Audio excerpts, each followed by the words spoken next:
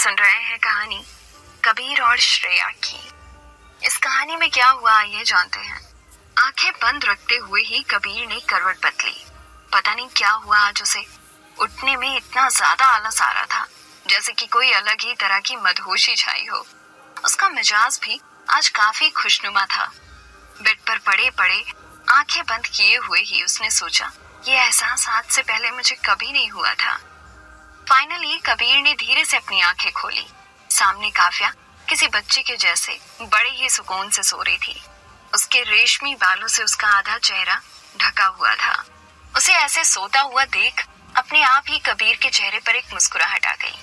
उसके चेहरे पर बिखरे बालों को अपनी उंगलियों से हटाते हुए कबीर ऑलमोस्ट उसके माथे को चूमने ही वाला था कि तभी अचानक से उसे बहुत बड़ा झटका लगा। ये कौन है? एक झटके में बेड से उतर के हैरानी से कबीर बेड पर सोई हुई उस अनजान लड़की की तरफ देखने लगा और ये याद करने की कोशिश करने लगा कि ये लड़की यहाँ पे कैसे आई। सिर्फ यही नहीं, कबीर इस बात से भी हैरान और परेशान था कि वो अपने कमरे में नहीं बल्कि किसी अनजान जगह पर था। हड़बड़ाते हुए उसने अपने हाथों को और अपनी शर्टलेस बॉडी को ध्यान से देखा। ऐसा लग रहा था कि जैसे वो अपनी बॉडी पर कुछ ढूंढने की कोशिश कर रहा था। कबीर को अपना सर बहुत भारी लग रहा था और जैसे ही उसकी नजर दीवार पे टंगे हुए फैंसी वॉल क्लॉक पे पड़ी, उसे याद आया कि आज उसकी एक बहुत इम्पोर्टेंट बिजनेस मीटिंग थी। मीटिंग सुबह 9 बजे की थी और अब घड़ी में 10:30 बज रहे थे। कबीर के चेहरे का रंग धीरे धीरे चेंज होने लगा।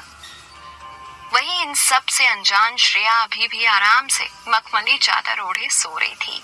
उसके चेहरे को देखकर साफ पता चल रहा था कि वो कोई खूबसूरत सपना देख रही थी। और तभी अचानक से अपनी सांसों को संभालने की कोशिश करते हुए श्रेया उठ के बैठ गई। एक पल के लिए उसे कुछ समझ में नहीं आया कि अभी क्या हुआ। जब श्रेया होश में आई तो एक अनजान इंसान हाथ में खाली बकेट लिए गुस्से में उसे घूरे जा रहा था। श्रेया पूरी तरह से गीली हो चुकी थी और श्रेया अब समझ गई कि उसी इंसान ने उस पर पानी फेंका था। पर क्यों? कबीर ने कहा, get dressed, you better have a good explanation for this. और गुस्से में वो बाथरूम के अंदर चला गया। श्रेया शॉक में उस अनजान आदमी को जाते हुए देख रही थी और सडनली उसने ये नोटिस किया कि उसके शरीर पर एक भी कपड़ा नहीं था। श्रेया के मुंह से ऑलमोस्ट चीख निकलने ही वाली थी, लेकिन भगवान का शुक्र था कि एटलीस्ट ब्लैंकेट से उसने अपने आप को ढक के रखा था। कबीर बाथरूम में इसीलिए आ गया था क्योंकि उसे बहुत ज्यादा गुस्सा आ रहा था। उसे डर था कि कहीं वो कुछ गलत न कर दे उस लड़की के साथ। शावर में काफी देर खड़ा वो अपने दिमाग को शांत करने की कोशिश करता रहा। बाहर श्रेया पूरे कपड़ों में बेड पर बैठी कंफ्यूजन में बिखरे पड़े रूम को देखे जा रही थी। उसने देखा कि उसकी कलाइयों में कुछ पर्पल ग्रीन कलर के निशान थे। पता नहीं कौन है ये इंसान और क्या चाहता है। इससे पहले कि वो कोई बहुत बड़ी मुसीबत में फंसे, अच्छा यही होगा कि उसके बाथरूम से निकलने से पहले ही श्रेया यहाँ से निकल जाए। श्रेया दरवाजा खोलने ही वाली थी कि कबीर ने उसका हाथ पीछे से पकड़ लिया और उसे अपनी तरफ खींच लिया। श्रेया दर्द से कराहते हुए गुस्से में बोली, leave my hand and let me go. Kabir ने अपने सख्त हाथ से उसे अपने और करीब खींच लिया। वो अपने गुस्से को जैसे कंट्रोल ही नहीं कर पा रहा था। श्रेया एक पल के लिए सिहर उठी, लेकिन कबीर की इस बदतमीजी के बावजूद भी वो कुछ पल के लिए डिस्ट्रैक्ट हो गई। कसूर कबीर की निगाहों का था। वैसे तो उसके हल्के बिखरे बाल और फुल बेयर्ड लुक ही काफी था किसी भी लड़की को घायल करने के लिए, लेकिन उसकी आंखें वो इतनी गहरी थी कि कोई इनमें एक बार डूब जाए वो वहां से निकल ना पाए। किसने भेजा तुम्हें? कबीर ने दांत पीसते हुए पूछा और तब श्रेया होश में आई। आंखें भले ही मासूम हो लेकिन इंसान किसी जल्लाद से कम नहीं है। इतना गुरूर, इतना घमंड किस बात का? हाँ, आराम से बात नहीं कर सकता क्या ये इंसान? श्रेया ने मन में सोचा। बोलो, मेरी कौन सी राइवल कंपनी ने भेजा है तुम्हें? कबीर ने गुस्से में पूछा। क्या क्या बोल रहे हो तुम? मैं जानती भी नहीं हूँ तुम्हें। श्रेया परेशान हो रही थी। झूठ बोल रही हो तुम। तुम्हारी हिम्मत कैसे हुई मुझे ड्रग्स देने की? ड्रग्स? श्रेया की आंखों में अब पहले से भी ज्यादा हैरानी थी। अपने इस मासूम चेहरे से तुम किसी और को बेवकूफ बना सकते हो, लेकिन कबीर कपूर को नहीं। इसलिए बेहतर होगा कि तुम मुझे सब सच बता दो, क्योंकि बिना सच बताए तुम यहाँ से हिल भी नहीं सकती हो। श्रेया को अब ज्यादा दर्द महसूस हो रहा था, क्योंकि कबीर ने उसे काफी जोर से पकड़ रखा था।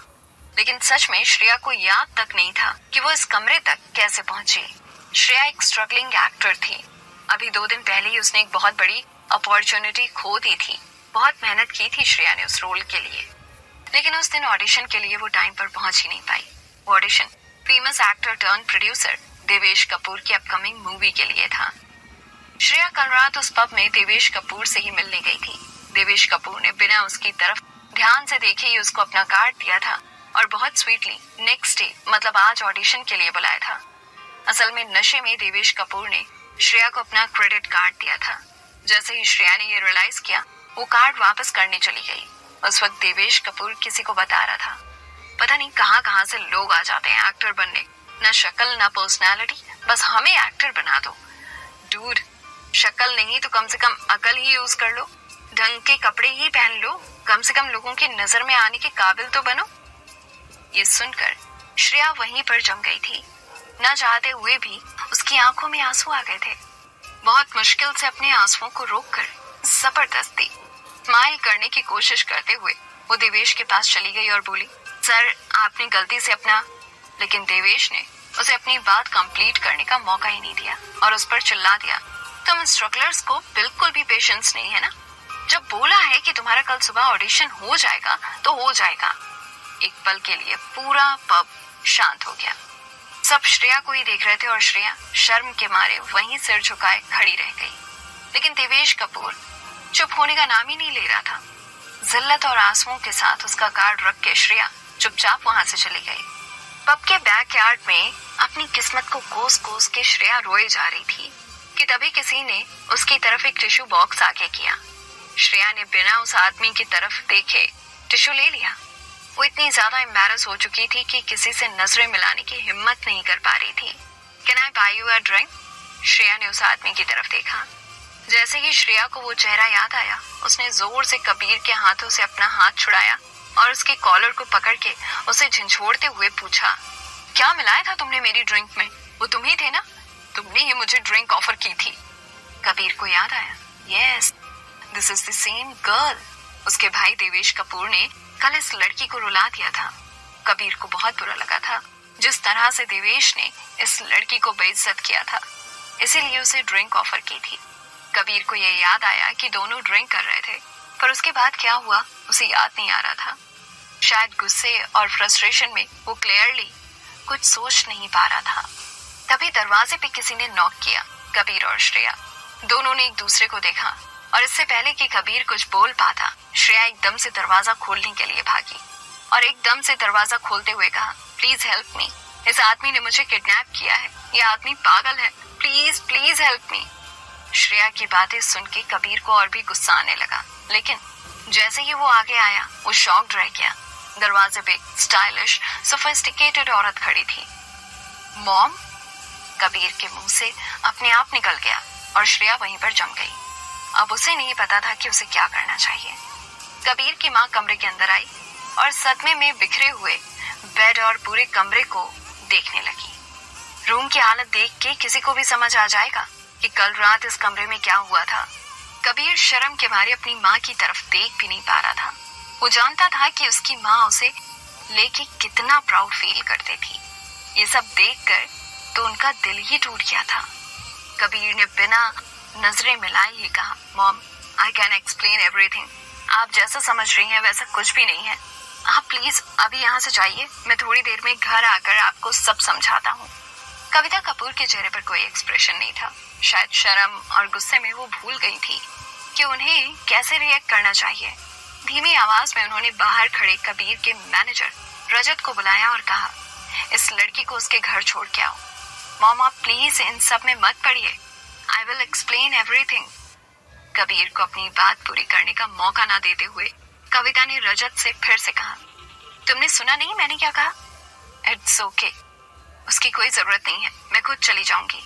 श्रेया ने कहा, नहीं अब से तुम मेरी जिम्मेदारी हो, मुझे थोड़ा वक्त दो, आई प्रॉमिस यू तुम्हारे साथ मैं कुछ गलत नहीं होने दूंगी। श्रेया कुछ बोलने ही वाली थी पर मिसेस कविता ने उसे भी कुछ बोलने का मौका नहीं दिया और रजत उसे वहां से लेकर चला गया।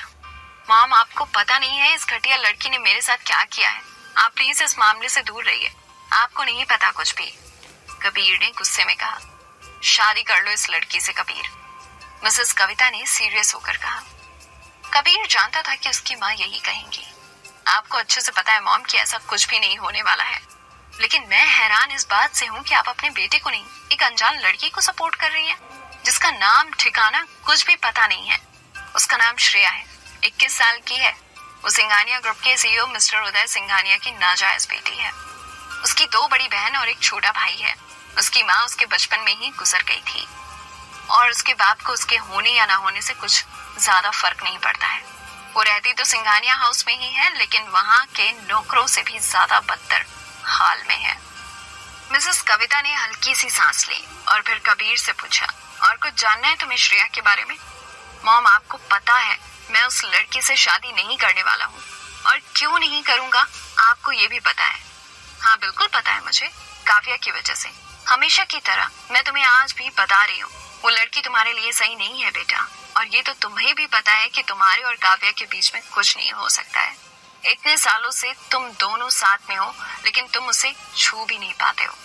मॉम, दैट्स एनफ, कबीर ने उनकी बात बीच में काटते हुए कहा। लेकिन इस वक्त मिसेस कविता की आंखों में एक अलग ही चमक थी। वो गुस्से में बोली, no Kabir, that's not enough. क्या तुम्हें कुछ दिख नहीं रहा है? ये लड़की तुम्हारी बीमारी का इलाज है। मॉम, फॉर गॉड सेक, उस लड़की ने मेरी ड्रिंक में ड्रग्स मिलाया था, और ये कोई मामूली ड्रग्स नहीं था, कुछ बहुत ही स्ट्रॉन्ग था। मेरा सिर अभी भी भारी है बहुत, कबीर ने कहा। मिसेस कविता ने उसकी तरफ देखा और बोला, तुम्हें क्या लगता है बेटा, मैंने तुम पर कभी कोई ड्रग्स ट्राई नहीं किया था? पर कभी किसी ड्रग ने तुम पर कोई असर नहीं किया, हर बार मायूसी ही हाथ लगी। लेकिन आपका मुझे ड्रग्स देना और उसके ड्रग्स देने में बहुत फर्क है मॉम। आप चाहती हैं कि मैं जल्द से जल्द इस बीमारी से छुटकारा पा लूं, लेकिन उस चालबाज लड़की की वजह से मैंने अपनी करोड़ों की डील गवा दी। उसने तुम्हें ड्रग्स नहीं दिया था कबीर, कविता ने कॉन्फिडेंटली कहा। आप इतना श्योर होकर कैसे कह सकती हैं मॉम? क्योंकि वो ड्रग्स मैंने दिया था तुम दोनों को। और ये कहते वक्त मिसेस कविता के चेहरे पर कोई अफसोस या पछतावा नहीं था।